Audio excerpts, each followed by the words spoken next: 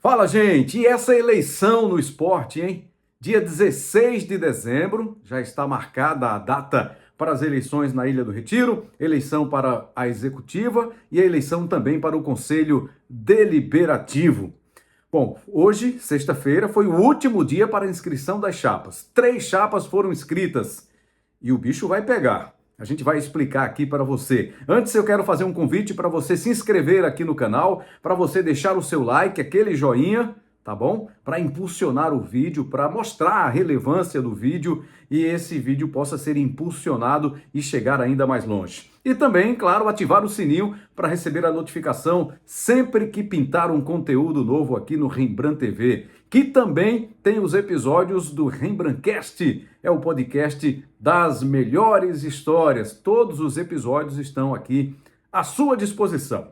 Bom, mas vamos lá, né? Falar dessa eleição no esporte. A gente imaginava que depois do time conseguir o acesso à primeira divisão, garantir o retorno à Série A do Campeonato Brasileiro, que a paz se instalasse na Ilha do Retiro, que tivéssemos uma eleição pacífica, era o que se esperava. Mas, nesse último dia de inscrição, 3 chapas foram inscritas, tem chapa de oposição ameaçando entrar na justiça contra a chapa da situação, que vai tentar a reeleição com o presidente Yuri Romão, e tem apoiador de Yuri Romão, ou apoiadores de Yuri Romão, até então, apoiadores, dizendo que ele não foi legal, não conduziu bem o processo, porque teria garantido que não seria candidato à reeleição. Essa é a situação. Então vamos trazer aqui as chapas, né, para vocês ficarem por dentro. A chapa da situação é do presidente Yuri Romão, que vai tentar a reeleição. Você lembra que ele já veio de um mandato do Leonardo Lopes como vice-presidente. O Leonardo Lopes, pouco depois de ter sido eleito, renunciou ao cargo e aí Yuri Romão completou o mandato. Depois foi para a eleição como cabeça de chapa e agora vai tentar a reeleição. Uma das chapas de oposição disse que ele não pode, que ele estaria concorrendo a um terceiro mandato.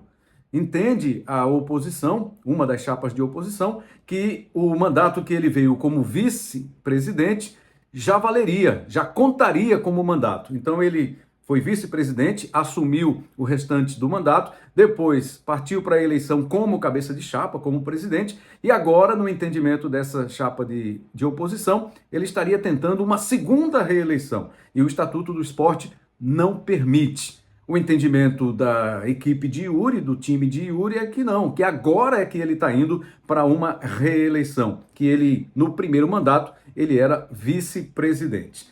Provavelmente isso será judicializado, né? E aí o entendimento jurídico é quem vai dizer se está certo ou se não está certo, se ele pode ou não concorrer a esta eleição como o candidato da situação, buscando essa reeleição. Aí nós temos mais 2 candidatos, são os candidatos de oposição. Um deles é formado pelo Rafael Arruda, um torcedor do esporte, né, que já fez alguns trabalhos no clube. Ele é o candidato pela chapa Leões pela Mudança, Profissionalização e Coragem para Vencer. Rafael Arruda é o candidato. E a outra candidatura de oposição, Esporte para Todos, que tem como candidato a presidente do Executivo Carlos Antônio Filho. A chapa de Yuri, além de Yuri, tem como vice-presidente do Executivo candidato Rafael Campos. Aí, alguns ex-dirigentes do esporte, ex-presidentes que apoiavam esse mandato de Yuri Romão, tinham combinado, essa foi uma informação do Gustavo do B, né? Um importante rubro-negro, já foi diretor, presidente, então uma pessoa de bom trânsito na Ilha do Retiro, e ele disse numa entrevista que o combinado com Yuri é que Yuri não sairia como candidato a presidente. O vice dele é quem seria alçado, o José Roberto Moura, seria o candidato a presidente da situação. E aí, na quinta-feira, Yuri disse que ele seria o candidato à reeleição. E aí o entendimento desses apoiadores ou ex-apoiadores é de que houve uma traição política, que esse não teria sido o combinado. Então já aparece essa resistência aí ao nome de Yuri Romão. E como falamos há pouco, né, a questão da oposição dizer que ele não pode ser candidato porque seria mais uma reeleição. Então está formada aí essa confusão nessa candidatura do esporte, nesses preparativos para as eleições que estão marcadas para o dia 16 de dezembro.